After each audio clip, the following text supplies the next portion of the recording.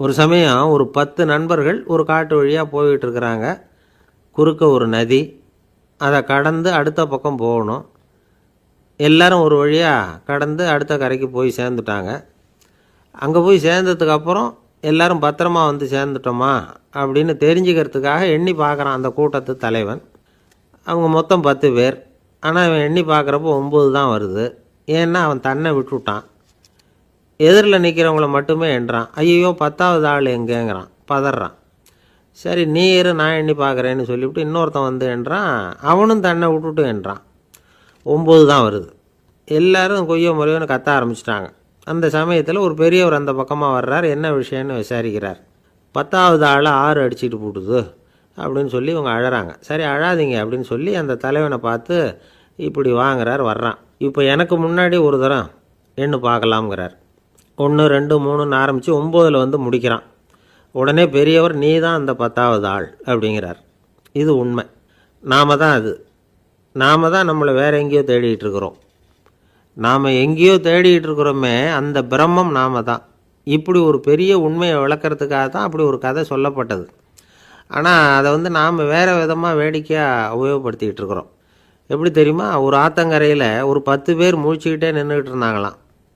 அந்த பக்கமாக வந்த ஒருத்தன் ஏன் இப்படி முழிச்சுக்கிட்டு நிற்கிறீங்கன்னு கேட்டிருக்கிறான். எங்களுக்கு நீச்சல் தெரியாது, நாங்கள்லாம் அடுத்த கரைக்கு போய் சேரணும் அப்படின்னு நாங்களாம். சரி நான் கொண்டுட்டு போய் விடுறேன். எல்லாரும் அக்கறைக்கு போய் சேர்ந்த உடனே ஆளுக்கு ₹1 வீதமாக மொத்தம் ₹10 எனக்கு கொடுக்கணும் அப்படின்ட்டுருக்கான் இவன். சரின்னு ஒத்துக்கிட்டாங்க. இவன் ஒவ்வொருத்தராக கையை பிடிச்சி மெதுவாக ஆற்றுல இறக்கி அழைச்சிட்டு போயிட்டான்.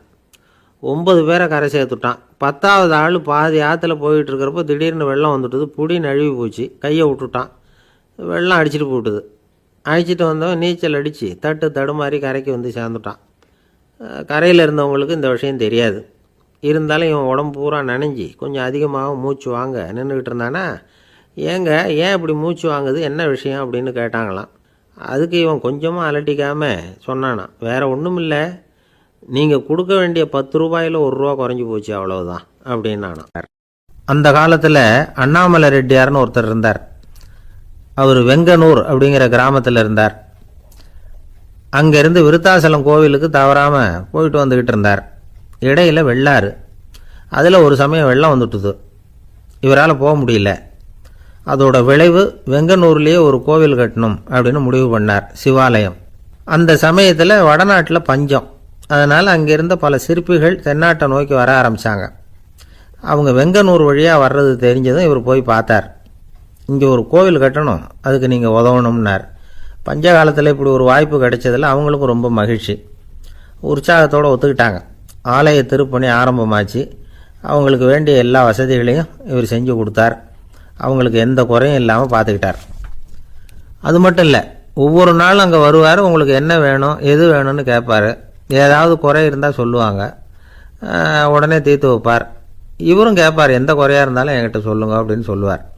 அதை தவிர இவராகவே கவனித்தும் அவங்களுக்கு என்னென்ன தேவைங்கிறத கண்டுபிடிச்சி அதையெல்லாம் வந்து கொடுத்துக்கிட்டு இருப்பார். என்ன தேவைன்னாலும் அதை நிறைவேற்றி வச்சுருவார். அந்த சிற்பிகளின் தலைவன் ஒருத்தன், அந்த ஆளுக்கு வெத்தலை பாக்கு போடுறது பழக்கம். இதை தெரிஞ்சுக்கிட்டு அதுக்காகவே ஒரு ஆளை வந்து ஏற்பாடு பண்ணார். வேணுங்கிறப்போலாம் நீ வந்து வெத்தலை சிவல் மடித்து கொடுக்க வேண்டியது உன் வேலை அப்படின்னு ஒருத்தனை ஏற்பாடு பண்ணிட்டார். இப்படியெல்லாம் செஞ்சதும் அவங்களுக்கும் ரொம்ப உற்சாகம். ரொம்ப பொறுப்பாக சிற்ப வேலைகளை செஞ்சுக்கிட்டு இருக்கிறாங்க. ஒரு நாள் என்னாச்சு தெரியுமா? அந்த சிற்பிகளின் தலைவன் ரொம்ப நுணுக்கமாக ஒரு வேலையை செஞ்சுக்கிட்டு இருக்கிறான். சாரம் போட்டு அது மேலே படுத்துக்கிட்டு அண்ணாந்து பார்த்து உச்சியில் நுணுக்கமான சிற்பங்களை உருவாக்கிக்கிட்டு இருக்கான். சிற்பியின் கவனம் செதறப்படாதுங்கிறதுனால இவர் மெதுவாக சத்தம் போடாமல் கிட்ட போய் நின்று அதை கவனிச்சிக்கிட்டு இருக்கிறார். அந்த சிற்பி வழக்கம் போல் வெத்தலை பாக்குக்காக இடது கையை கீழே நீட்டினான். அந்த சமயம் பார்த்து அவருக்கு தாம்பூலம் கொடுக்குறவன் அங்கே இல்லை, எங்கேயோ போயிருக்கிறான். அண்ணாமலை ரெட்டியார் என்ன பண்ணார் தெரியுமா? தனக்காக கொடுக்கப்பட்ட தாம்பூலத்தை வாங்கி சிற்பியின் கையில் கொடுக்குறார். அவன் வாங்கி போட்டுக்கிட்டான். இது என்ன இன்னைக்கு வெத்தலை சீவல் வேறு மாதிரி இருக்குது, வாசனை தாம்பூலமாக இருக்குது அப்படின்னு யோசனை பண்ணிவிட்டு கீழே திரும்பி பார்க்குறார். பார்த்தா ரெட்டியார் மறுபடியும் சிற்பி கை நீட்டும் பொழுது கொடுக்கறதுக்காக தாம்பூலத்தை மடித்து வாங்கி வச்சுக்கிட்டு தயாராக நிற்கிறார். சிற்பிக்கு அதிர்ச்சி. உடனே பொத்துன்னு கீழே குதிச்சான். ஐயா, என்ன இது நீங்களா அப்படின்னா. இவர் சொன்னார், நான் ஒன்றும் தப்பு பண்ணலையே, உன்னுடைய கை புண்ணியம் செஞ்ச கை, கோயில் கட்டுற கை, அந்த கைக்கு தாம்பூலம் கொடுக்கறதுல என்ன தப்பு அப்படின்னாராம். ஏற்கனவே பஞ்சத்தில் அடிபட்டு வந்த எங்களை நீங்கள் ஆதரித்ததே பெரிய விஷயம். இந்த செயல் என்னை ஒரு பெரிய கடனாளி ஆக்கிவிட்டுது. ஐயா, எங்களுக்கு உணவு உடை இதை மட்டும் நீங்கள் கொடுத்தா போதும், ஊதியம்னு எதுவும் வாங்க மாட்டோம் அப்படின்னு நானும். அந்த சிற்பி எவ்வளோ வற்புறுத்தியும் எதுவும் வாங்கிக்கலையாம். இந்த செய்தியை தமிழ் தாத்தா டாக்டர் ஊவேசா சொல்லியிருக்கிறார். அந்த காலத்தில் எப்படிப்பட்டவங்கள்லாம் வாழ்ந்துருக்கிறாங்க பாருங்கள். இந்த காலத்தில் ஒருத்தர் கோவில் கட்டினார், வேலை செய்கிற எல்லாருக்கும் சாப்பாடு போடுவார், சிற்ப வேலை செஞ்சுட்டு சாப்பிட வர்ற ஒவ்வொருத்தர் கையையும் அன்பாக பிடிச்சி முத்தம் கொடுத்து உள்ளே அனுப்புவார். அந்த கைகளுக்கு நீங்கள் கொடுக்குற மரியாதையாது அப்படின்னு கேட்டாங்க. அது இல்லைங்க, ஏற்கனவே முதல் பந்தியில் சாப்பிட வந்தவன் மறுபடியும் வர்றானான்னு கண்டுபிடிக்கிறதுக்காக கையை பிடிச்சி மோந்து பார்க்குறேன் அப்படின்னாராம் அவர். ஒருத்தரை பார்த்து உன்னுடைய நண்பர்கள் யார் அப்படின்னு ஒரு கேள்வி கேட்டு பாருங்க, கொஞ்சம் யோசிச்சு பதில் சொல்லுவாங்க. அவங்ககிட்டயே உன்னுடைய எதிரிகள் யார் அப்படின்னு கேளுங்க, கடகடன்னு ஒப்பிச்சிருவாங்க. நம்ம மனசு இருக்க அது எப்படின்னா, நம்ம நண்பர்களை விட எதிரிகளை அது நல்லா ஞாபகத்தில் வச்சுக்கும். இது ஒரு ஆச்சரியமான உண்மை. உங்களால் நண்பர்களை மறந்துட முடியும், ஆனால் எதிரிகளை மறந்துட முடியாது. இது ஒரு வேடிக்கையான நிலைமை தான். அழகான தருணங்களை நாம் ஏன் மறந்துடுறோம்? இது இயற்கை. ஏன்னா நம்ம மனசு மலர்களை கவனிக்கிறதில்ல, அதில் இருக்கிற முள்ளை தான் கவனிக்குது. தன்னை காயப்படுத்துகிற எதையும் அது உடனே கண்டுகொள்ளுது. ஒரு தெளிந்த சிந்தனை உடைய மனசு மிக அழகாக உள்ள எல்லாத்தையும் கவனிக்கும். அது நன்றியுடன் உணரக்கூடிய எல்லாத்தையும் பார்த்து குறிச்சிக்கும். இப்படிப்பட்டவங்க வாழ்க்கை இயல்பாகவே நல்லா அமையும். அது ரொம்ப அபூர்வம். மனசில் உள்ள ஒரு சிறிய அமைப்பை மாற்றுவதை பொறுத்து தான் இந்த விஷயம் அப்படிங்கிறார் ஓஷோ. ஒரு யூத கோவில் இருந்து தான், அது யூதர்களின் மடமாகவும் இருந்தது. அங்கே ஒரு தலைமை குரு, அவர் ரொம்ப கண்டிப்பானவர். அந்த கோவிலை ஒட்டி ஒரு தோட்டம். ஒரு நாள் காலையில் அந்த தோட்டத்தில் 2 இளம் யூதர்கள் நடந்து போய்கிட்டு இருக்கிறாங்க. காலையில் 1 மணி நேரம், மாலையில் 1 மணி நேரம் அவங்க அந்த தோட்டத்தில் நடக்கிறதுக்கு அனுமதி உண்டு. மற்ற நேரங்களில் அவங்க மத புத்தகங்களை படிக்கணும், பிற விதிமுறைகளை கடைபிடிக்கணும். அந்த 2 பேருமே தொடர்ந்து புகைப்பிடிக்கிற பழக்கம் உள்ளவங்க. ஆனால் கோவில் மடத்தில் இருக்கிறப்போ அவங்க புகைப்பிடிக்க முடியாது, அது கடுமையான குற்றம். சரி, நாம் தோட்டத்தில் இருக்கிறப்போவாவது புகைப்பிடிக்கலாமா அப்படின்னு ஒரு ஆசை அவங்க 2 பேருக்குமே. இருந்தாலும் பயம். இப்படி கேட்டால் மதகுரு என்ன சொல்லுவாரோ அல்லது என்ன செய்வாரோங்கிற பயம். இப்படியே கொஞ்ச நாள் ஆச்சு. ஒரு நாள் அந்த 2 பேரில் ஒருத்தன் ரொம்ப கலங்கி போய் அந்த கோவிலிருந்து வெளியில் வந்துக்கிட்டு இருந்தான். வந்தவன் நேராக தோட்டத்து பக்கம் போனான். அங்கே இன்னொருத்தன் ஆனந்தமாக புகை பிடிச்சிக்கிட்டு இருக்கிறான். அதை பார்த்து தான் இவனுக்கு அதிர்ச்சி. அட கடவுளே, என்ன இது, நீ கேட்காமலே ஆரம்பிச்சிட்டியா அப்படின்னா. இல்லை நான் கேட்டுவிட்டு தான் ஆரம்பிச்சிருக்கேன்னா அவன். அப்படியா, என்ன மனுஷன் இவர், நானும் தான் கேட்டேன், என்னை கண்ணாமுன்னான்னு திட்டிவிட்டார். இது என்ன கோவிலா இல்லை நரகமா? உனக்கு புகை பிடிக்கணும்னு ஆசையாக இருந்தால் நரகத்துக்கு போகணும்னு சொல்லிவிட்டார். அது சரி, உன்னை மட்டும் எப்படி அனுமதிச்சார் அப்படின்னு கேட்டான் இவன். அவன் சிரிச்சுக்கிட்டே, நீ எப்படி கேட்ட சொல்லு அப்படின்னா. நாம் இந்த தோட்டத்துக்கு வர அனுமதிக்கப்பட்டிருக்கிறதே ஜபத்துக்காகத்தானே, அதனால் நான் ஜபம் சொல்லும் பொழுது புகை பிடிக்கலாமா அப்படின்னு கேட்டேன். அதுக்கு தான் அவர் சத்தம் போட்டு என்னை அடிக்கவே வந்துட்டார் அப்படின்னா இவன். நீ ஒரு மாதிரியாக கேட்டிருக்க, நான் வேறு மாதிரியாக கேட்டிருக்கிறேன். ஜபம் சொல்லும்போது புகை பிடிக்கலாமான்னு நீ கேட்டிருக்க. ஐயா, புகை பிடிக்கும் பொழுது ஜபிக்கலாமா அப்படின்னு நான் கேட்டேன். அதில் தப்பு ஒன்றும் இல்லை அப்படின்னு பதில் சொல்லிட்டார் அப்படின்னா. ஒரு சிறிய மாற்றம்தான் அது மிகப்பெரிய மாறுதலை ஏற்படுத்தி விட்டது. மனசு நல்ல விதமாக சிந்திக்க ஆரம்பிச்சுட்டுதுன்னா மகிழ்ச்சிக்கு பஞ்சம் இல்லை. ஒரு கஞ்சன் ஆற்றுல விழுந்துட்டான், வெள்ளத்தில் தத்தளிச்சுக்கிட்டு இருக்கிறான். கரையில் நின்ன ஒருத்தர், உன் கையை கொண்டா இப்படி பிடிச்சி இழுத்து கரையில் சேர்த்து விடுறேன்னார். எதையும் கொடுத்து பழக்கம் இல்லாத அவன் கையையும் கொடுக்க மாட்டேன்னுட்டான்.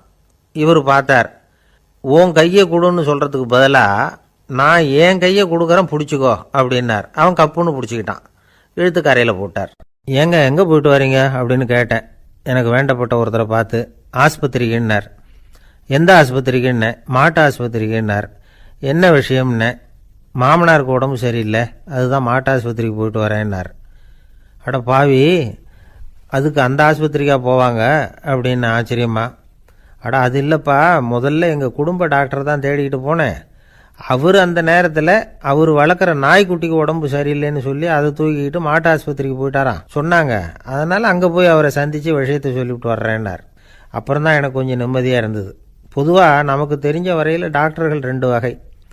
நமக்கு வைத்தியம் பண்ணுற டாக்டர்கள் ஒரு வகை, நம்மக்கிட்ட இருக்கிற ஆடு மாடு கோழிக்கு வைத்தியம் பண்ணுற டாக்டர்கள் ஒரு வகை. இப்போ தான் எனக்கு தெரியும் இன்னொரு வகையான டாக்டர்களும் உண்டுங்கிறது. அது யாருன்னா பூச்சிகளுக்கு வைத்தியம் பண்ணுற டாக்டர்கள், அதாவது பூச்சி டாக்டர்கள். வெளிநாடுகளில் அப்படிலாம் கூட சில பேர் இருக்கிறாங்க. பிரிட்டனில் யார்க்ஷயர் வட்டாரத்தில் ராதர்ஹாம் அப்படின்னு ஒரு ஊர்.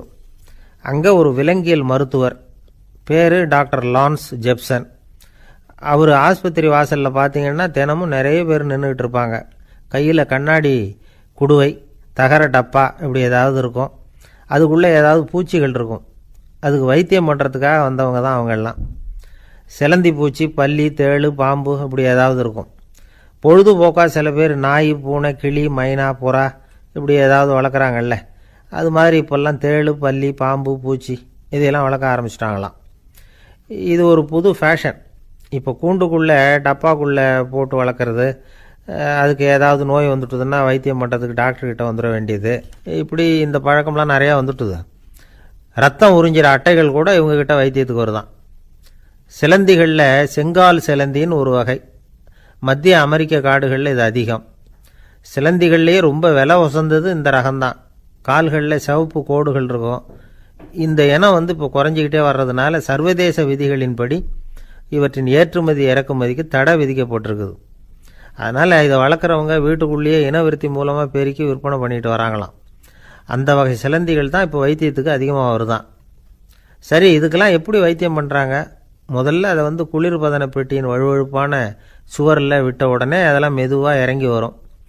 அப்போ அதன் நோயை கண்டுபிடிக்கிறது சுலபம். அப்புறம் அதுக்கு கிருமிகளை கொல்லக்கூடிய மருந்துகளையோ வலி நிவாரண மருந்துகளையோ கொடுப்பாங்க. கால் உடைஞ்ச சிலந்திகளுக்கு பசையை கொண்டு ஆப்ரேஷன் பண்ணுவாங்க. சில சிலந்திகளுக்கு உடஞ்ச காலை எடுத்துட்டா புதிய கால் வளர்ந்துடும். சிலந்திகளை மனிதர்கள் கையில் எடுக்கிறப்போ அது பயந்து போய் கீழே குதிக்குது. அதனால் கால் உடஞ்சி விடுது, இல்லைன்னா வயிறு சேதமடையுது. அந்த நிலைமையில் வர்ற சிலந்திகளுக்கு மயக்க மருந்து கொடுத்து ஆப்ரேஷன்லாம் கூட பண்ணுறாங்களாம். பார்த்தீங்களா பூச்சிகளுக்கு வந்த வாழ்வே. நம்ம ஊர்லேயும் வீடுகளில் பூச்சிகள் வளர்க்குறது உண்டு. ஒருத்தர் வந்தார், எனக்கு 3000 கரப்பாம்பூச்சி அவசரமாக தேவைப்படுது, எங்கே கிடைக்கும்னு கேட்டார். கரப்பாம்பூச்சியா, அது என்னத்துக்குன்னு கேட்டோம். அது வேறு ஒன்றும் இல்லை, நான் குடியிருக்கிற வாடகை வீட்டை காலி பண்ண போகிறேன். வீட்டு சொந்தக்காரர் என்ன சொல்கிறாருன்னா, இந்த வீட்டுக்கு நான் குடி வந்தப்போ எப்படி இருந்ததோ அதே நிலைமையில் விட்டுட்டு போகணும்னு வீட்டுக்காரர் சொல்லியிருக்கிறார், அதனால தான் கேட்டேன் அப்படின்னார். ஒரு ஆள் ராமகிருஷ்ணரை தேடி வந்தான். அவன் கையில் 1000 பொற்காசுகள் வச்சுருந்தான். அதை அவர்கிட்ட கொடுத்து இதை ஏற்றுக்கணும் அப்படின்னு ரொம்ப பணிவாக கேட்டுக்கிட்டான்.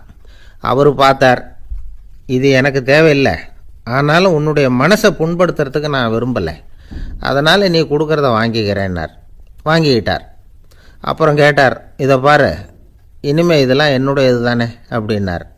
ஆமாம், அதையெல்லாம் நான் உங்களுக்கே கொடுத்துட்டேன் அவன். சரி, இப்போ நீ எனக்காக ஒரு காரியம் பண்ணணும்னார்.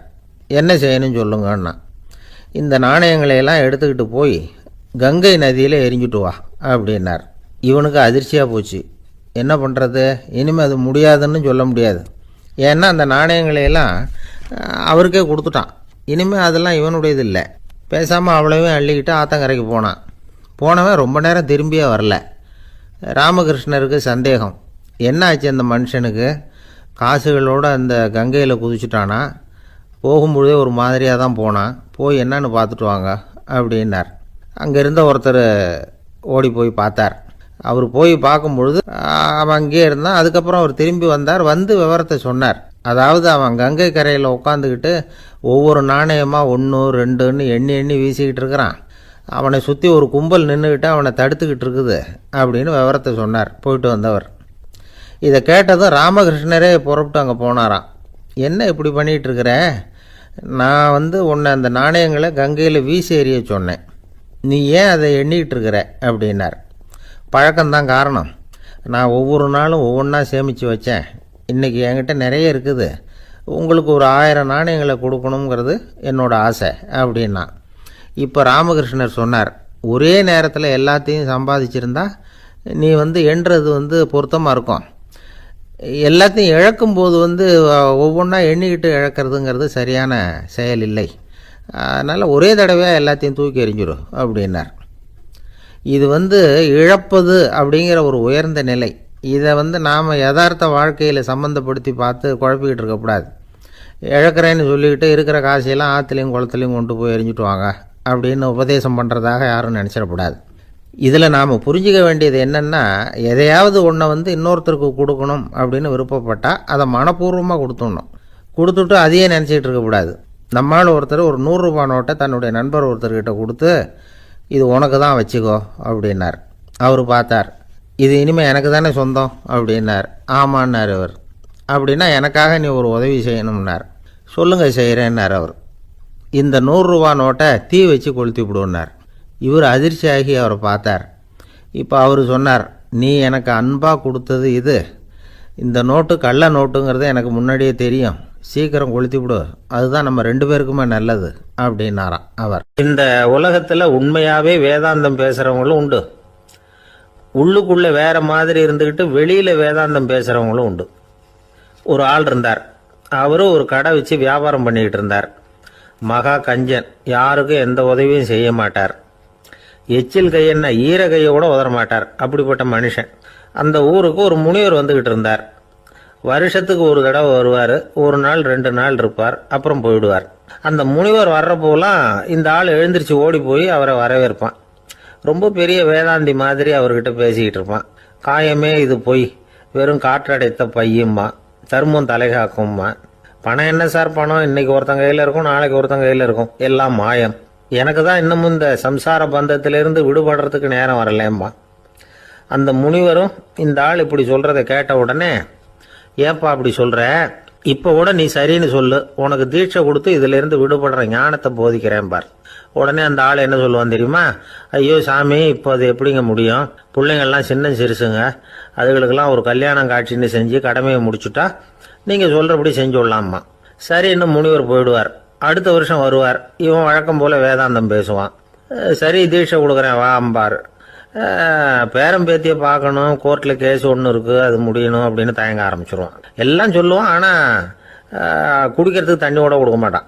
ரொம்ப வருஷம் கழித்து மறுபடியும் ஒரு நாள் அந்த ஊருக்கு முனிவர் வந்தார். இவன் கடைக்கு வந்தார். அப்புறம் அங்கே கல்லாவில் நம்ம ஆள் இல்லை, அவன் புள்ள தான் உட்காந்துருக்கிறான். அப்பாவை போலவே புள்ளையும் எழுந்திரிச்சு ஓடியாந்து முனிவரை வரவேற்றான். அப்பா எங்கன்னு விசாரிச்சார் முனிவர். ஐயோ அதை ஏன் கேட்குறீங்க சாமி, உங்ககிட்ட தீட்சை வாங்கி இந்த சம்சார பந்தத்திலேருந்து விடுதலை பெறணும்னு சொல்லிக்கிட்டே இருப்பார், அது நிறைவேறாமலே போய் சேர்ந்துட்டார். போன மாதம் ஒரு நாள் திடீர்னு நெஞ்சு வலிக்குதுன்னார், அவ்வளோதான் போட்டுன்னு போயிட்டார் அப்படின்னு புலம்புனான் பையன். இதை கேட்டதும் முனிவர் சிரிச்சாரான். அவன் எங்கடா போவான், உன் அப்பா எங்கேயும் போகல, இதோ வாழை ஆட்டிக்கிட்டு உன் காலடியிலே இருந்துகிட்டு இருக்கான் பார் அப்படின்னு சொல்லி அங்கே நின்றுக்கிட்டு இருந்த ஒரு நாயை சுட்டி காட்டினாரான். என்ன சாமி சொல்கிறீங்க அப்படின்னு ஆச்சரியமாக கேட்டிருக்கான் பையன். உடனே முனிவர் அந்த நாயோட தலையில் ஒரு தட்டு தட்டி பேசுகிறா அப்படின்னாரான். உடனே அந்த நாய் வேதாந்தம் பேச ஆரம்பிச்சுட்டு தான். காயமே இது போய் வெறும் காற்றடைத்த பை அப்படின்னு தான். முனிவர் சொன்னார், அடே இப்போவும் ஒன்றும் கெட்டு போகல, நீ விரும்புனா சொல்லு, உனக்கு தீட்சை கொடுத்து என் பின்னாடியே அழைச்சிட்டு போயிடுறேன், அங்கே அழைச்சிட்டு போய் உனக்கு ஞானத்தை போதிக்கிறேன், வர்றியா அப்படின்னு கேட்டிருக்கார். உடனே அந்த நாய் சொல்லிச்சான், ஐயோ அதை ஏன் கேட்குறீங்க சாமி, நான் உண்ணாமல் தின்னாமல் ஏராளமான சொத்து சேர்த்து வச்சுட்டேன், என் பிள்ளைங்க அதோட பெருமை தெரியாமல் ராத்திரி நேரம்லாம் கதவை திறந்து போட்டுட்டு தூங்கிடுவாங்க, அதனால் இப்படி நாயாக பிறந்து ராத்திரி பகலாக சுற்றி சுற்றி காவல் காத்துட்டு கிடக்கிறேன், இப்போ எப்படி சாமி வர முடியும் அப்படின்னு கேட்டுதான். அறியாமையிலேயே சுகம் கண்டு இப்படி இருக்கிற ஆளுங்களுக்கு எப்படி விடுதலை கிடைக்கும், எப்போ விடுதலை கிடைக்கும் அப்படின்னு கேட்குறார் தசாவதானி, திருக்குறள் பேர் ராமையா. அவர் கேட்குறது நியாயம் தானே. இந்த காலத்து பையன் ஒருத்தன் அப்பா கிட்ட சொன்னான், அப்பா இன்னைக்கு நான் 1 ரூபா மிச்சப்படுத்தி விட்டேன் அப்படின்னு நானும். அப்படியா, என்னடா பண்ணேன்னு கேட்டிருக்கார் அப்பா. டவுன் பஸ்ஸில் ஏறாமல் அது பின்னாடியே ஓடியாந்தேன், 1 ரூபா மிச்சம் தானே அப்படின்றான். அட பாவி, ஒரு ஆட்டோ பின்னாடி ஓடியாந்துருந்தா 10 ரூபா மிச்சமாயிருக்குமே, வேஸ்ட் பண்ணிட்டியே அப்படின்னாராம் அந்த அப்பா. உலகத்தில் எது எதுக்கும் ஆராய்ச்சி கூடங்கள் இருக்குதுல்ல, அது மாதிரி தூக்கத்தை பற்றி ஆராய்ச்சி பண்ணுறதுக்கு ஒரு ஆராய்ச்சி கூடம் இருக்குது. அப்படி ஆராய்ச்சி பண்ணணும்னா அதுக்கு மூழ்கிக்கிட்டு இருக்கணும்ல. அதனால தான் அந்த ஆராய்ச்சி கூட இங்கே இல்லை. அமெரிக்காவில் பாஸ்டன் பல்கலைக்கழக மருத்துவமனையில் அது இருக்குது. அங்கே தூக்கத்தை பற்றி பலவிதமான ஆராய்ச்சிகள் பண்ணிகிட்டு இருக்கிறாங்க. அந்த ஆராய்ச்சி கூடத்தில் இயக்குனராக இருக்கிற ஒரு நிபுணர் அவர் என்ன சொல்கிறார் தெரியுமா? உங்களுக்கு தூக்கம் வரலையா, நீங்கள் நல்லா தூங்கிறதுக்கு தாராளமாக சில யோசனைகளை என்னால் சொல்ல முடியும் அப்படிங்கிறார். யோசனை தானே, காசா பணமாக கேட்டு வச்சுக்கலாமே. உணவு, மனநிலை, தூங்கும் இடத்தோட சூழ்நிலை, படுக்கைக்கு செல்கிறப்போ உள்ள பழக்க வழக்கங்கள், இது காரணமாக ஒருத்தருக்கு தூக்கம் வராமல் போகலாம். தூக்கம் வராததுக்கு இதுதான் காரணம்னா அதையெல்லாம் சுலபமாக கட்டுப்படுத்தலாங்கிறார் அவர். தூக்கத்தை வரவழைக்கக்கூடிய ஒரு நல்ல மருந்து உடற்பயிற்சி. ஆனால் ஒன்று, படுக்க போகிற நேரத்தில் இது மாதிரி உடற்பயிற்சிகள் எல்லாம் செய்யக்கூடாது. கொஞ்சம் முன்னாடி பகல்லையே இந்த பயிற்சிகளை செய்கிறது நல்லது. தூக்கம் வராமல் அவதிப்படுறவங்க பிற்பகல் நேரங்களில் காஃபி, டீ இது மாதிரி பானங்களை சாப்பிடக்கூடாது. மது அருந்துறது கூட தூக்கத்தை பாதிக்கும். வெது வெதுப்பான நீரில் குளிக்கிறது, தியானத்தில் ஈடுபடுறது, ஓய்வாக இருக்கிறது, படுக்கிறது, அதாவது படுக்கிறதுக்கு முன்னாடி ஒரு குவளை பால் சாப்பிட்றது, இதெல்லாம் தூக்கத்தை வரவழைக்கிறது ரொம்ப உதவியாக இருக்கும். இன்னொரு விஷயம் என்னென்னா, தூங்கி ஆகணுமேங்கிற கவலை வேண்டியதில்லை. அப்படி நினச்சி கவலைப்படுறதை விட்டுடணும். தூக்கம் வரலையா, உடனே படுக்கையை விட்டு எழுந்திருக்க வேண்டியது. வெளியில் வாங்க, வேறு ஏதாவது வேலையில் ஈடுபடுங்க, கொஞ்சம் நேரம் உலாவுங்க, அல்லது ஏதாவது ஒரு புஸ்தகத்தை எடுத்து படிங்க. களைப்பு ஏற்பட்டால் மறுபடியும் படுக்கைக்கு போங்க, தூக்கம் தானே வந்துடும். ஒரு விஷயத்தை மட்டும் நல்லா ஞாபகத்தில் வச்சுக்கணும். படுக்கைக்கு போகிறப்போ உங்கள் மற்ற எல்லா பிரச்சனைகளையும் மறந்துடணும். அது எப்படி சார் முடியும்? அந்த நேரம் தானே எல்லா பிரச்சனையும் வரிசையாக ஞாபகத்துக்கு வருது அப்படின்னு நாம் நினைக்கலாம். ஆனால் பழக்கத்தில் அதை நாம் மாற்றிக்க முடியும். கொஞ்சம் முயற்சி பண்ணணும், அவ்வளோதான். இது எல்லாமே ஆராய்ச்சி பண்ணி பார்த்துட்டு அந்த நிபுணர் சொல்கிற கருத்து தான். இன்னொரு விஷயமும் அவர் சொல்கிறார். அது என்னென்னா, உடல் கோளாறு காரணமாக தூக்கம் வராமல் அவதிப்படுறவங்களுக்கெல்லாம் இந்த யோசனைகள் சரியாக வராது அப்படிங்கிறார். அதுக்கெல்லாம் மருத்துவ சிகிச்சை கொடுத்து தான் சரி பண்ணணும். சில பேருக்கு நடு ராத்திரியில் மூச்சு திணறல் ஏற்பட்டு தூக்கம் வராமல் போயிடும். ஊரெல்லாம் தூங்குறப்போ தான் மட்டும் தூங்காமல் மூழ்கிட்டு இருக்கிறது, ஊரெல்லாம் மூழ்கிட்டு இருக்கிறப்போ தான் மட்டும் தூங்குறது, இது மாதிரி கோளாறுகளால் சில பேர் பாதிக்கப்படலாம். கால் தசை முறுக்கிக்கிறதுனால சில பேருக்கு அடிக்கடி விழிப்பு வரலாம். மன அழற்சி காரணமாக சில பேருக்கு தூக்கம் வராது. இது மாதிரி கோளாறுகளுக்கெல்லாம் அதுக்கு தகுந்த மாதிரி சிகிச்சை கொடுத்து தான் சரி பண்ண வேண்டியிருக்கும். எந்த கோளாறும் இல்லாமல் தூக்கம் வரலைன்னா ஆரம்பத்தில் சொன்ன முறைகளை கடைப்பிடிச்சு பார்க்கலாம். தூக்கம் வந்ததுன்னா யோசனை சொன்ன அந்த நிபுணருக்கு நன்றி சொல்லலாம். ஒருத்தர், ஏன் சார் பஸ்ஸில் தூங்குறது கெட்ட பழக்கமானு கேட்டார். இல்லையே, நான் கூட பஸ்ஸில் போகிறப்ப தூங்கிட்டு தானே போவேன் அப்படின்னார் இன்னொருத்தர். அப்புறம் ஏன் என்ன டிரைவர் வேலை வேணாம்னு வீட்டுக்கு அனுப்பி வச்சுட்டாங்க அப்படின்னாராம் அவர். என்னுடைய நூல் வெளியீட்டு விழாவுக்கு அவசியம் நீங்கள் வரணும் அப்படின்னு கூப்பிட்டார் ஒருத்தர். எப்போ வரணும்னு கேட்டேன். அடுத்த வாரம்னார். சரி, புத்தகம் தயாராகிட்டுதா அப்படின்னு. நாளைக்கு தான் அச்சிக்க கொடுக்க போகிறேன்னார். என்னங்க இது, புத்தகம் அச்சிடுறதுக்கு முன்னாடியே அழைப்புதழை அச்சடிச்சு விட்டீங்களே அப்படின்னு கேட்டேன். அதனால் என்னங்க, அந்த காலம் மாதிரியா போடலாம், அச்சுக்கலை எவ்வளவோ முன்னேறியாச்சுங்க. Linotype, monotype, phototype, laser, இப்படி என்னென்னமோ வந்தாச்சு. இன்றைக்கி கொடுத்தா நாளைக்கே புத்தகம் தயார் அப்படின்னார். இப்படி இந்த அளவுக்கு முன்னேறி இருக்கிற இந்த அச்சுக்கலை ஆரம்பத்தில் எப்படி இருந்தது தெரியுமா? அந்த காலத்தில் காகிதம்னா என்னென்னே தெரியாது. அப்படி ஒன்று கண்டுபிடிக்கப்படவே இல்லை. அப்போல்லாம் எதையாவது ஒன்று எழுதணும்னா அதுக்கு ஆட்டு தோலை தான் பயன்படுத்தி இருக்கிறாங்க. கண்ணுக்குட்டி தோல் கூட அதுக்கு உபயோகப்பட்டு தான். ஐரோப்பாவில் இருந்த பாதிரியார்கள் தோலில் எழுதப்பட்ட புத்தகத்தை தயாரிக்கிறதுல ரொம்ப கெட்டிக்காரங்களாம். எகிப்து, அப்புறம் மத்திய தரைக்கடல் ஓரத்தில் உள்ள நாடுகள், இங்கெல்லாம் தோல் தான் எழுதுபொருளாக பயன்பட்டு வந்திருக்குது. ஆனால் நம்ம நாட்டில் ஓலைச்சுவடிகளை எழுத்துக்கு பயன்படுத்தி இருக்கிறாங்க. எழுதுறதுக்கு தோலை பயன்படுத்தினவங்க பிறகு பேப்பரைஸ் அப்படிங்கிற கோரை புல்லை அதுக்கு பயன்படுத்தினாங்களாம். இதெல்லாம் அப்படி கொஞ்சம் கொஞ்சமாக கண்டுபிடிச்சிட்டு வந்திருக்கிறாங்க. அந்த புல்லை கச்சிதமாக நறுக்க வேண்டியது, நல்லா பதப்படுத்த வேண்டியது, அதுக்கப்புறம் அதில் எழுத வேண்டியது, அவ்வளவுதான். பேப்பருங்கிற சொல்லே இந்த பேப்பைரஸ் அப்படிங்கிறதுலேருந்து வந்தது தான். அதுக்கப்புறம் தான் காகிதம் வந்தது. இதை முதல்ல சீன நாட்டில் தான் கண்டுபிடிச்சாங்க. அது வந்த பிறகு அச்சு எந்திரம் கண்டுபிடிக்க வேண்டிய அவசியம் ஏற்பட்டது. அதை கண்டுபிடிச்சவர் ஜெர்மானிய அறிவியல் அறிஞர் ஜான் கூட்டன்பர்க். அச்சுக்கலைக்கு அடித்தளம் அமைச்சவர் அவர் தான். ஜெர்மனியில் மெயின்ஸ் அப்படிங்கிற ஊரில் 1399 பிறந்தார். அவரோட மாமன் ஒருத்தர் உலோக வேலையில் வல்லவர். அவர்கிட்ட அந்த வேலையை கற்றுக்கிட்டார். அதோட வைர கற்களை வந்து பட்டை தீட்டுறதுலேயும் ரொம்ப தேர்ச்சி பெற்றிருந்தார். இளம் வயசுலேயே சும்மா இருக்க மாட்டாராம். எதை செஞ்சாலும் அதை திறமையாக செய்வாராம்.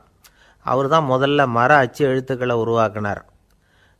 அது மேலே மை தடவி பிரதிகள் எடுத்தார். அதுக்கப்புறம் உலோக எழுத்துக்கள், முதல்ல காரியம், அப்புறம் இரும்பு, அப்புறம் கலப்பு உலோகம், பிறகு அச்சடிக்கிறதுக்கு எந்திரம் ஒன்றையும் உருவாக்கினார். முதல்ல பைபிள் அச்சடித்தார். 1468 அவர் இறந்து போனார். 16ஆம் நூற்றாண்டில் மேலை நாடுகளிலிருந்து மர எழுத்துக்களை கொண்டுகிட்டு வந்து தமிழ்நாட்டில் கிறிஸ்துவ நூல்களை அச்சிட்டாங்க. அப்போல்லாம் வந்து அச்சகங்கள் வந்து போதிய அளவுக்கு இங்கே இல்லை. அதுக்கு என்ன காரணம்னா, இந்தியர்கள் வந்து அச்சகங்களை நடத்தக்கூடாது அப்படின்னு சட்டம். 1835 வரைக்கும் அந்த சட்டம் வந்து நடைமுறையில் இருந்தது. இந்த நிலைமையில் அங்கேயும் இங்கேயுமா 1-2 அச்சகங்கள் ஆரம்பமாச்சு. 1713 தரங்கம்பாடியில் லூத்தரன் மிஷன் அச்சகம், அதே ஆண்டில் சென்னையில் SPCK அச்சகம். இது ரெண்டும் தான் இந்தியாவில் முதல்ல தொடங்கப்பட்ட அச்சகங்கள். ஆட்டுத்தோல்லையும் ஓலைச்சுவடியிலையும் எழுதப்பட்ட எழுத்துக்கள் இன்றைக்கி எங்கேயோ போயிடுது. ஆனால் நம்ம ஊரில் எழுத்தாளர்கள் நிலைமை தான் ஒன்றும் சொல்லிக்கிறது மாதிரி இல்லை. நம்ம ஆள் ஒருத்தர் சொன்னார், சார் நான் சொந்தத்தில் ஒரு அச்சாபீஸ் வச்சுருந்தேன், இப்போவும் வச்சுருக்கிறேன். அதனால் என்னுடைய படைப்புகளை புத்தகமாக வெளியிடுறதில் எனக்கு ஒன்றும் கஷ்டம் இல்லை. வருஷத்துக்கு ஒரு புத்தகம் எழுதி வெளியிட்டுருவேன். 15 வருஷமாக இலக்கிய உலகத்துக்கு இப்படி சேவை செஞ்சுக்கிட்டு வர்றேன். ஆனால் இந்த வருஷம்தான் வாசகர்கள் வந்து எனக்கு பாராட்டு விழா நடத்தியிருக்கிறாங்க அப்படின்னார். இந்த வருஷம் அப்படி என்ன விசேஷம் அப்படின்னு கேட்டோம். இந்த வருஷம்தான் நான் எந்த புத்தகம் எழுதி வெளியிடாமல் இருந்தேன், அதுக்காகத்தான் எனக்கு இந்த பாராட்டு விழா அப்படின்னார். ஒரு நண்பர் இருக்கார், எப்போ பார்த்தாலும் கையில் ஒரு புத்தகம் இருக்கும். புத்தகம் இல்லாமல் எங்கேயும் புறப்பட மாட்டார். எதுக்காக இப்படி எடுத்துகிட்டு போகிறீங்க அப்படின்னு கேட்டால், எனக்கு இது ஒரு நல்ல நண்பன் மாதிரி, இந்த காலத்தில் எங்கே போனாலும் காத்திருக்க வேண்டியிருக்கு, அது மாதிரி சமயத்தில் நான் வந்து நண்பன் கூட பேசிக்கிட்டு இருப்பேன் அப்படிம்பாரான். ஒருத்தர் ஒரு பெரிய அரச பதவியில் இருந்தார். அவர் பதவியிலேருந்து இறங்க வேண்டிய சூழ்நிலை. அரசு கொடுத்துருந்த வீட்டை விட்டுட்டு வெளியில் வர்றார். வரும்பொழுது 2 கையிலையும் 2 பெட்டியை எடுத்துகிட்டு வந்தாராம். சார் உங்களுடைய உடைமைகள் அப்படின்னு கேட்குறாங்க அங்கே இருந்த ஊழியர்கள்.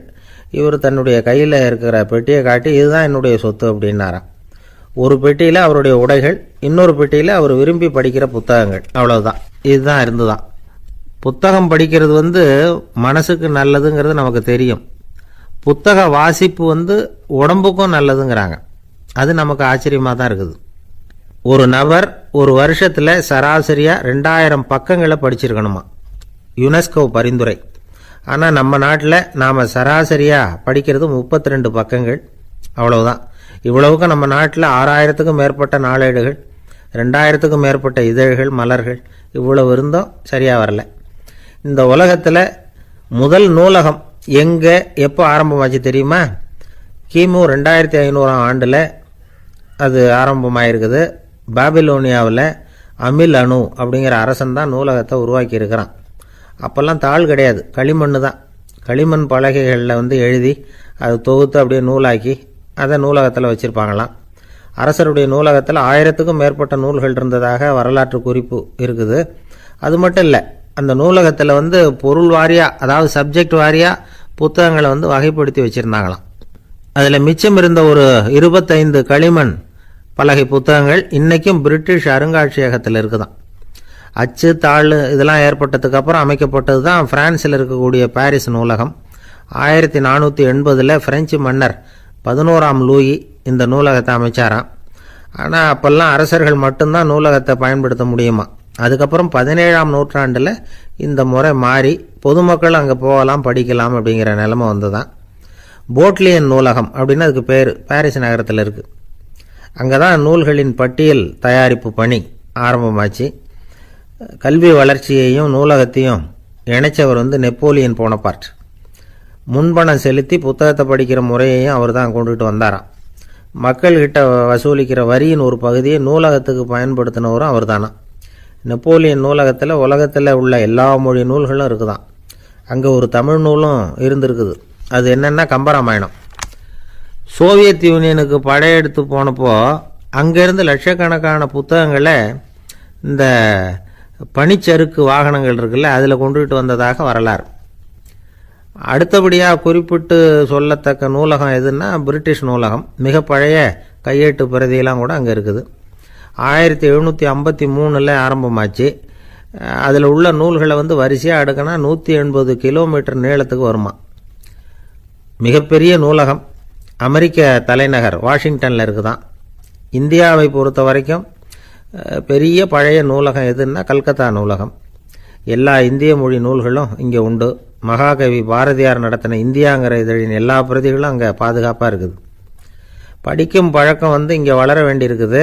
ஒருத்தர்கிட்ட ஒரு புஸ்தகத்தை கொடுத்து விமர்சனம் எழுத சொல்லியிருந்தாங்க. கொஞ்ச நாள் கழித்து அவரை போய் பார்த்து, என்னங்க புஸ்தகத்தை படித்து பார்த்தீங்களா அப்படின்னு கேட்டாங்களாம். இதுக்கு அவர் சொல்லியிருக்கிறார், இன்னும் நான் படித்து பார்க்கலிங்க, இப்போ தானே விமர்சனமே எழுதி முடிச்சிருக்கிறேன், இனிமே தான் படிக்கணும் அப்படின்னாராம். ஊருக்கு வெளியில் அமைதியான ஒரு இடம், அங்கே ஒரு ஆசிரமம், அங்கே ஒரு சாமியார்.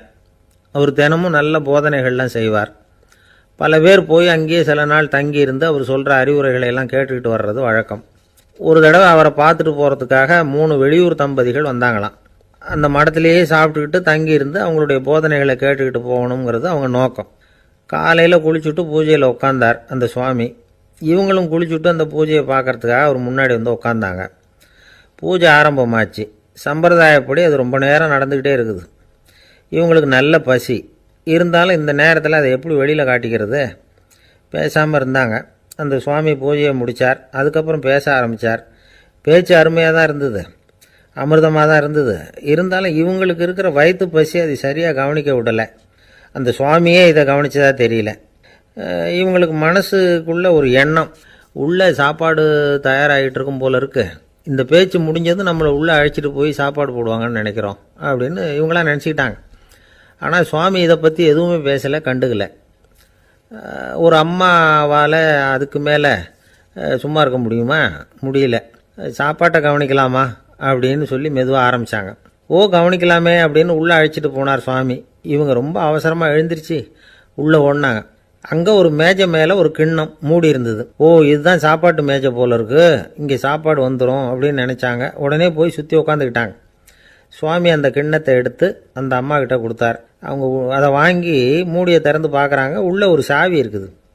ஓ சரிதான், இது சமையலறை சாவி போல இருக்கு, அங்கே போய் அதை திறந்து சாப்பாட்டை நாமே எடுத்துக்கிட்டு இங்கே வச்சுக்கிட்டு சாப்பிட்ணும் போல இருக்கு அப்படின்னு நினச்சாங்க. சாவி இருக்கு இல்லையா, வாங்க பூட்டு நிறையா காட்டுறேன் அப்படின்னு சுவாமி அவங்கள அழைச்சிட்டு போனார், காட்டினார். இவங்க அந்த அறையை ரொம்ப ஆவலோடு திறந்தாங்க. உள்ளே பார்த்தா அங்கே அரிசி, பருப்பு, விதவிதமான காய்கறி எல்லாம் இருக்குது. சமையலுக்கு வேண்டிய மிளகாய், எண்ணெய், பால், தயிர், நெய் இப்படி எல்லாமே இருக்குது. அடுப்பு, விறகு, நெருப்பு போட்டி அது கூட அங்கே இருக்குது. சாப்பாடு தயாராக இருக்கும்னு நினச்சிக்கிட்டு போனால் இப்படி இருக்குதே அப்படின்னு சொல்லி அதை பார்த்ததும் ரொம்ப சோர்ந்து போட்டாங்க அவங்க. சுவாமி என்ன இது சாப்பாடு இல்லையா அப்படின்னாங்க. அதுதான் சாப்பாட்டுக்கு வேண்டிய எல்லாம் இங்கே இருக்குதே, அடுப்பு மூட்டி நீங்கள் தான் அவங்கவுங்க ருசிக்கு தகுந்த மாதிரி சமைச்சிக்கணும், இந்த சன்னியாசிக்கு எப்படி சமைக்க தெரியும் அப்படின்னு கேட்டார் சுவாமி. சாப்பாடு தயாராக இருக்கும்னு நாங்கள் எதிர்பார்த்தோம் அப்படின்னாங்க. நீங்கள் இப்படி சொல்லுவீங்கன்னு நானும் எதிர்பார்த்தேன். இது வரைக்கும் நான் எவ்வளவோ தத்துவம்லாம் எடுத்து சொன்னேன். எல்லாத்தையும் விட இதுதான் அனுபவபூர்வமான தத்துவம். ஆண்டவன் நமக்கு நல்ல மனசை கொடுத்துருக்குறான், நல்ல வாய்ப்புகளையும் தந்திருக்கிறான், அதையெல்லாம் பயன்படுத்திக்கக்கூடிய மூளையையும் சிந்தனையையும் கொடுத்துருக்குறான். அதனால் அடுப்பை தான் நீங்கள் மூட்டணும், அடுப்பை நீங்கள் தான் மூட்டணும், உங்களுக்கு உகந்ததை நீங்கள் தான் சமைச்சு ருசித்து அனுபவிக்கணும். ஆண்டவனே அதை செஞ்சுக்கிட்டு இருக்க மாட்டான் அப்படின்னாராம் அந்த சுவாமி. நம்முடைய வாழ்க்கையில் பல நல்ல பலன்களை பெறுறதுக்கு நாம் தான் முயற்சி பண்ணணும். அதுக்குரிய சூழ்நிலையை தான் ஆண்டவன் கொடுப்பானே தவிர அதை விளக்கிறதுக்காக தான் அந்த சுவாமி அப்படி செஞ்சு காட்டியிருக்கிறார். இது ஒரு பெரியவர் இப்படி ஒரு விளக்கம் கொடுத்தார். அதுக்கப்புறம் அந்த 3 தம்பதிகளும் தெளிவடைஞ்சுட்டாங்களாம். நாம் தெளிவடைகிறது எப்போங்கிறது தான் தெரியல அப்படின்னு பல பேர் இதை கேட்டுட்டு சொல்லிகிட்டு இருக்கிறாங்க. இந்த கதையை நம்முடைய நண்பர் ஒருத்தர்கிட்ட சொன்னேன். அந்த நண்பர் ரொம்ப சந்தோஷப்பட்டார். நீங்கள் சொல்கிறது கரெக்டு சார், ஆனால் நான் அதை விட ஒரு படி மேலே சார், எனக்கெல்லாம் அரிசி பருப்பு இருக்கிற ரூம் எதுன்னு கையை காட்டிட்டா போதும், உடனே கிண்ணத்துலேருந்து சாவியை எடுத்து கொடுக்கணுங்கிற அவசியம்லாம் இல்லை எனக்கு. அப்புறம் எப்படி ரூமை திறந்துருவீங்க அப்படின்னு கேட்டேன். பூட்டை உடச்சி திறந்துருவேன், அதுதான் எனக்கு பழக்கம் அப்படிங்கிறார். ஒருத்தர் அவசரமாக போய்கிட்டு இருந்தார். எங்கே போய்கிட்டு இருக்கீங்க அப்படின்னு கேட்டார் ஒரு பெரியவர். கடைக்கு போகிறேன் சார், சாமான் வாங்கிறதுக்கு அப்படின்னார். அங்கே போகிறதுக்கு முன்னாடி தெரிஞ்சிக்க வேண்டியதெல்லாம் தெரிஞ்சுக்கிட்டீங்களா அப்படின்னு கேட்டார் பெரியவர். கடைக்கு போய் காசை கொடுத்து ஒரு பொருளை வாங்கிட்டு வரப்போகிறோம், இதில் தெரிஞ்சிக்க வேண்டியது என்ன இருக்குது அப்படின்னார் அலட்சியமாக. இப்போ அந்த பெரியவர் பேச ஆரம்பித்தார். இந்த உலகத்தில் எந்த ஒரு செயலில் இறங்குறப்பவும் நாம் நல்லா ஆலோசனை பண்ண வேண்டிய விஷயம் 5 அப்படின்னார். உதாரணமாக, ஒருத்தன் கடைக்கு போய் ஏதோ ஒரு பொருளை வாங்கிட்டு வர போகிறான்னு வச்சுக்கங்களேன். அப்போ கூட அவன் 5 விஷயங்களை பற்றி தெரிஞ்சுக்க வேண்டியிருக்குது அப்படிங்கிறார் அவர். முதல்ல அந்த பொருள் எப்படிப்பட்டது அப்படிங்கிறத தெரிஞ்சுக்கணும். ரெண்டாவதாக தன்னை பற்றியும் தெரிஞ்சுக்கணும். அப்போ தான் அந்த பொருள் தனக்கு தேவையா இல்லையா அப்படிங்கிறத புரிஞ்சுக்க முடியும். மூணாவதாக தெரிஞ்சுக்க வேண்டியது ஒன்று இருக்குது. அது என்னென்னா, அந்த பொருளை அடையிறதுக்கு வழி என்ன அப்படிங்கிறத தெரிஞ்சுக்கணும். அதாவது எவ்வளவு பணம் கொடுத்தா அது கிடைக்கும், இது மாதிரியான விஷயங்கள். நாலாவதாக அந்த பொருளை அடையிறது மூலமாக நாம் அடையக்கூடிய பயன் என்ன அப்படிங்கிறதையும் உணரணும். அஞ்சாவது, அந்த பொருளை அடையிறதுல இருக்கக்கூடிய தடை எது அப்படிங்கிறதையும் நாம் தெரிஞ்சுக்கணும். பெரியவர் பேசுகிறது ஏதோ தத்துவம் மாதிரி தெரியுது இல்லையா? தத்துவம்தான். அதாவது இப்படி உலகியல் வாழ்க்கையில் சின்ன சின்ன விஷயங்கள்லேயே நாம் 5 விஷயங்களை தெரிஞ்சுக்க வேண்டியிருக்குது. அது ரொம்ப அவசியமாக இருக்குது. பேரின்ப நிலைன்னு சொல்கிறாங்கள்ல, அது மாதிரி பெரிய சமாச்சாரங்கள்லேயும் இந்த 5 விஷயங்களை நாம் தெரிஞ்சுக்க வேண்டியிருக்குது. அதுக்கு பேர் என்னன்னா அர்த்த பஞ்சகம். வைணவ சமயத்தில் அர்த்த பஞ்சகம்ங்கிறது ரொம்ப பெரிய விஷயம். கடைக்கு போகிறது மாதிரி கடவுளை பார்க்க போகிறப்பவும் நாம் 5 விஷயங்களை தெரிஞ்சுக்கணுமா. முதல்ல பரம்பொருள் அப்படிங்கிறது என்ன, அதோட தன்மைகள் என்ன, இதை தெரிஞ்சுக்கணும். இதுக்கு பேர் என்னன்னா பரமாத்ம ஸ்வரூபம் அப்படின்னு பேர். ரெண்டாவது, நாம் யார், நம்மோட தன்மை என்ன அப்படிங்கிறத தெரிஞ்சுக்கணும். நான் யாருன்னு எனக்கே தெரியலங்கிறப்போ இதை நான் சொல்கிறேன்னு இது என்னுடையதுன்னு சொல்கிறது தப்பு தானே.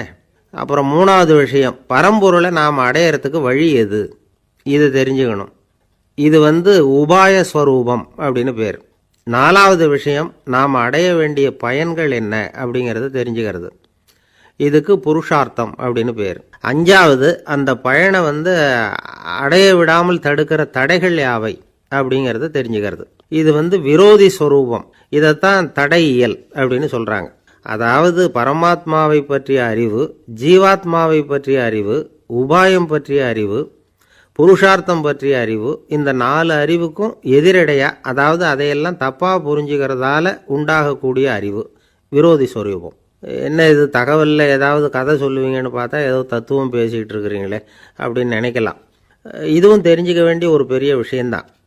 காதில் போட்டு வச்சா எப்போவாவது உபயோகப்படும்.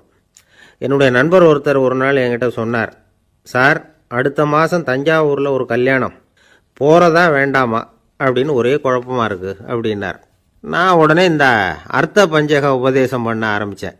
அவர் எல்லாத்தையும் பொறுமையாக கேட்டுவிட்டு, சரி சார், நான் போகிறதுன்னு முடிவு பண்ணிவிட்டேன்னார். எப்படி இந்த முடிவுக்கு வந்தீங்க அப்படின்னு கேட்டேன். அவர் சொன்னார், சார், அந்த 2வது பாயிண்ட் ஒன்று சொன்னீங்களே, அதை புரிஞ்சுக்கிட்டதுக்கு அப்புறம்தான் இந்த முடிவுக்கு வந்தேன் அப்படின்னார். என்ன 2வது பாயிண்ட்டுன்னு? அதாவது தன்னை பற்றி புரிஞ்சுக்கணும் அப்படின்னு சொன்னீங்க. உடனே என்னை பற்றி புரிஞ்சுக்கிட்டேன், நான் யாருங்கிறது எனக்கு தெரிஞ்சுது, உடனே போகிறது தான் நல்லதுன்னு முடிவு பண்ணிவிட்டேன்னார். நீங்கள் யாருன்னு கேட்டேன். நான் தான் சார் அந்த கல்யாணத்தில் தாலி கட்ட வேண்டிய மாப்பிள்ளை அப்படின்னு. ஒரு தந்தை தன்னோட பிள்ளைய ரொம்ப தைரியசாலியாக வளர்க்கணும்னு ஆசைப்பட்டார். அதுக்காக அவனை கூப்பிட்டு உட்கார வச்சு இப்படி உபதேசம் பண்ணார். இதை பாருப்பா, நான் உன்னாட்டம் இருக்கிறப்போலாம் எதுக்கும் பயப்பட மாட்டேன், ரொம்ப துணிச்சலாக இருப்பேன். ஒரு நாள் ஒரு அப்பாவி எலியை ஒரு பூனை துரத்திட்டு ஓடிச்சு. நான் உடனே என்ன செஞ்சேன் தெரியுமா? அந்த பூனையை பிடிச்சேன், அது வாலில் ஒரு பட்டாசு சரத்தை கட்டினேன், கொளுத்தி விட்டேன், படபடன்னு வெடிக்க ஆரம்பிச்சுட்டுது. அது துள்ளிக்கிட்டு அங்கேயும் இங்கேயும் ஓடி இருக்கு பாரு ஓட்டம், ரொம்ப தமாஷு அப்படின்னார் அப்பா. இப்படி சொல்லிவிட்டு பையனை பார்த்து, இதை கேட்கறதுக்கு உனக்கும் துணிச்சல் வருதா, நான் என்னுடைய செயலை நீ கேட்குறப்போ உனக்கு துணிச்சல் வருதா அப்படின்னு கேட்டார். வருதுன்னா பையன். எப்படின்னா அப்படிங்கிற விவரத்தையும் சொன்னான் அவன். அதாவது எலியை விரட்டினத்துக்காக பூனை வாலில் பட்டாசு கொளுத்துனீங்க நீங்கள், பூனையை விரட்டினத்துக்காக உங்கள் கழுத்தில் பட்டாசு சரத்தை மாட்டினா என்னென்னு தோணுது எனக்கு அப்படின்னு நான் பையன். பையனோட துணிச்சல் அப்பாவே நடுங்க வச்சுட்டுது. அது சரி, ஒரு அப்பா பிள்ளைக்கு இப்படியா உபதேசம் பண்ணுறது? எல்லாருக்கிட்டையும் அன்பாக பழகிறது எப்படி அப்படின்னு சொல்லி கொடுக்கணும். பிஞ்சு உள்ளங்களில் நஞ்சை தூவலாமா? ஒரு நாள் விநாயகர் ஒரு பூனையோடு விளையாடிக்கிட்டு இருந்தாராம். அப்படி ஆசையாக விளையாடிக்கிட்டு இருந்தப்போ அவரோட கை நகம் தவறுதெல்லாம் பூனையோட முகத்தில் பட்டுட்டு தான். அது ஒரு சின்ன கீறலை உண்டாகி விட்டுது. அப்போ அவர் அதை ஒரு பெருசாக நினைக்கல. கொஞ்ச நேரத்துக்கு அப்புறம் விநாயகர் வீட்டுக்கு வந்தார். அவங்க அம்மா பார்வதி தேவியை பார்த்தார். பார்வதி தேவி கன்னத்தில் விரலால் கீறினது மாதிரி ஒரு அடையாளம் இருந்தது. விநாயகருக்கு அதிர்ச்சி, ஆச்சரியம். நம்ம அம்மா இந்த உலகத்துக்கே தாயார். அப்பேற்பட்ட அவங்க முகத்திலேயே கீறலை உண்டாக்கக்கூடியவங்க யாராக இருக்க முடியும் அப்படின்னு யோசனை பண்ணார். தாயே, உன்னுடைய கன்னத்தில் இந்த வடு எப்படிம்மா ஏற்பட்டதுன்னு கேட்டார். குழந்தாய், இது நீ செஞ்ச காரியம்தான்ப்பா. உன்னுடைய கை நகம் கீறினதுனால ஏற்பட்ட வடு தான் இது அப்படின்னாங்க அவங்க. விநாயகர் திடுக்கிட்டு போட்டார். எப்படிம்மா அது? நான் எந்த காலத்துலேயும் ஒன்று அப்படி கீறினதாக எனக்கு நினைவு இல்லையே அப்படின்னார். இன்னைக்கு காலையில் ஒரு பூனையை கீறினதை நீ மறந்துட்டியா அப்படின்னாங்க அந்த அம்மா.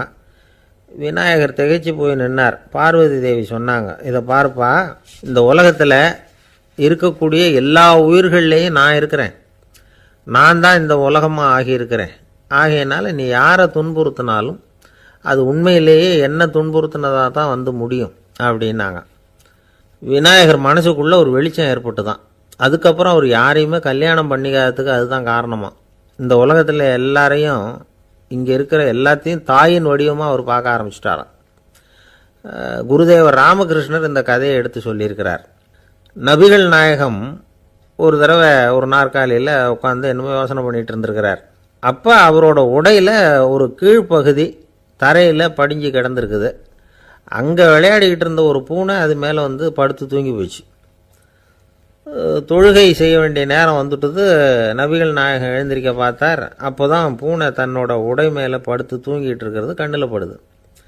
பூனையோட தூக்கத்தை கலைக்க விரும்பல அவர். தன்னுடைய சகோதரியை கூப்பிட்டார். ஒரு கத்திரிக்கோல் எடுத்துகிட்டு வர சொன்னார். பூனை படுத்திருந்த உடைப்பகுதி மட்டும் இருக்குல்ல, அதை மட்டும் அதோட கத்திரிச்சு விட்டுட்டு அதுக்கப்புறம் அவர் எழுந்திரிச்சு தொழுகைக்கு போனாராம்.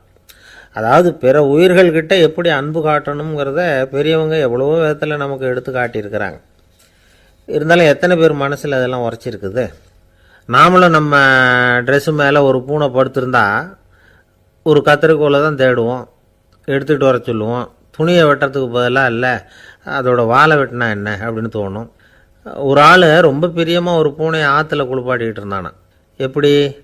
அந்த பூனையை ஆற்று தண்ணியில் அமுக்கி அமுக்கி குளிப்பாட்டிக்கிட்டு இருக்கிறான். அந்த வழியாக போன பெரியவர் ஒருத்தர் இதை பார்த்தார். இதை பார்ப்பா, பூனையை அது மாதிரி ஆற்று தண்ணியில் அமுக்கி குளிப்பாட்டாத, மூச்சு திணறி செத்து போடும் அப்படின்னு அட்வைஸ் பண்ணார். நீ போய் அவன் வேலையை பார்த்துக்கிட்டு, எனக்கு எல்லாம் தெரியும்னா இவன். சரின்னு அவர் போயிட்டார். கொஞ்ச நேரம் கழித்து அவரே அந்த வழியாக திரும்பி வந்துக்கிட்டு இருந்தார். ஆற்றுல பூனையை குளிப்பாட்டிக்கிட்டு இருந்தவன் அழுதுகிட்டு உட்காந்துருக்கிறான். பக்கத்தில் அந்த பூனை செத்து கிடக்குது. இதை பார்த்தார் பெரியவர். நான் தான் அப்போவே சொன்னேனே அந்த பூனையை ஆற்றுல நினைக்காதேன்னு, அதை கேட்டிருந்தா இப்படி ஆயிருக்குமா அப்படின்னார். அந்த ஆள் கோபமாக இவரை முறைச்சி பார்த்தான். அட போய்யா, இந்த பூனை ஆற்றுல குளித்ததுனால ஒன்றும் செத்து போகல, குளிச்ச